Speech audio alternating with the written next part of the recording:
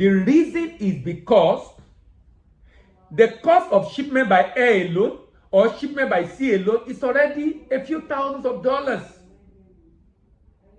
So purchasing power is important. Now let me say something for those that are in Africa.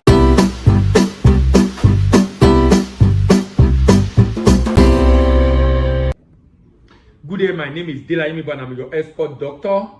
Welcome to another edition of Talking Trade on DBA TV and sharing trade information on DBA TV. In today's video, I will continue the series I started, in which I've done 4 parts already, and is titled What to Consider if in choosing product for export market. And this is particularly important for merchants. What to consider in deciding on product to choose for export market. If you're already a manufacturer, you are locked to a product. But if you are not a manufacturer, please be open. Give yourself options. Don't tie yourself down to a particular product. Make it open. Open up. Give yourself options to consider. Number one checklist in deciding on the product. Number 1 is prohibition list. Ensure it's not on the prohibition list, so you don't go far against the regulation of the country you find yourself. Number 2, after prohibition, is potential. Does he have a potential market? Is there a potential market for this product? Number 2, is there a potential market for this product? Number 2. Number 3 is to check purchaser. Can I get purchaser? Do I have a representative in the export market? Do I have someone that can work in the export market to get purchaser for this product in the export market? Number 3. Number 4 was possibility of sourcing. Possibility of sourcing. What is the possibility of sourcing for this product in the export market? Today, my focus will be on number 5. Purchasing power, purchasing power, purchasing power, purchasing power, purchasing power. You know why I'm emphasizing purchasing power? I realized that some people want to go into export, they don't even have an idea of what it costs. So someone wants to go into export, he has an equivalent of $500. He has an equivalent of $300, $200.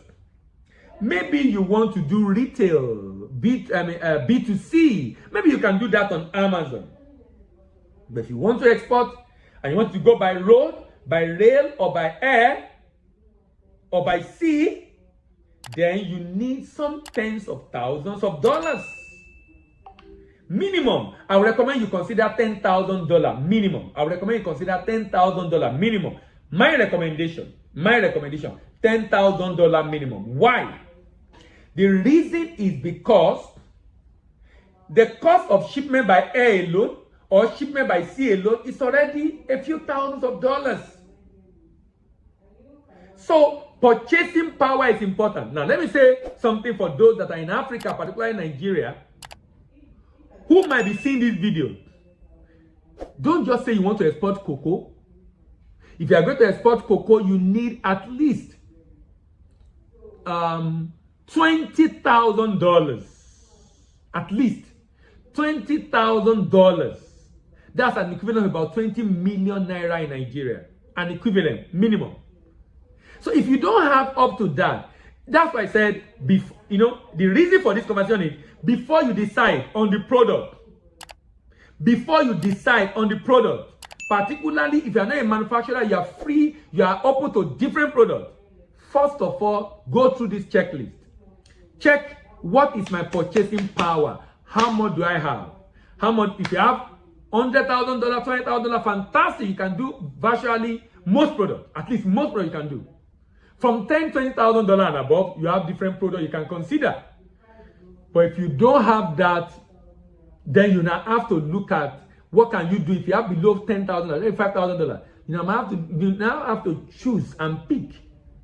Now, if you want to do commodities, you need a lot of money for a start.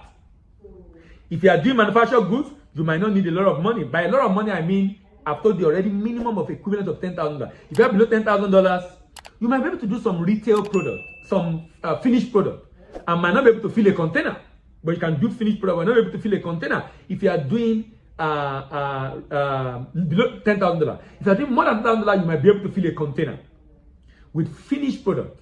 But my experience in my experience, finished product, value-added product, either in the cosmetics, in the food processing, in the fashion, are cheaper than commodities, because you can do less than a container in quantity and ship by air, or you can even do a groupage and ship in container, but less than full container if you are doing value-added manufacturing. But if you are doing commodities, you definitely need 20 to 30, I will even say $30,000 minimum to be able to fill a container load of that item. Has this video been of benefit to you? Then give it a thumbs up.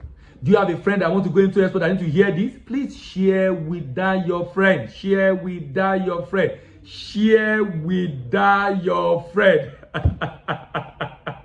Share with that your friend. Now, don't just share with your friend. Drop comment in the comment section if you have questions for me, or comment about what you've learned.